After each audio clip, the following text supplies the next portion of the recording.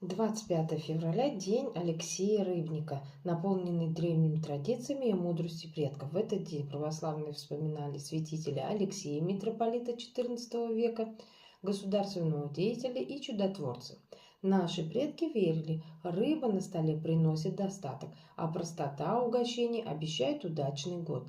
Важно надеть новую или любимую одежду в этот день, иначе могут вернуться старые обиды. Дом должен сиять чистотой, особенно если в этот день ждали гостей. Порядок в доме означал порядок в жизни. День идеально для необычайных хозяйственных дел и перестановок. Следили за словами и мыслями, избегали негатива, не начинали новых дел и не отправлялись в путь, считалось, что не будет успеха.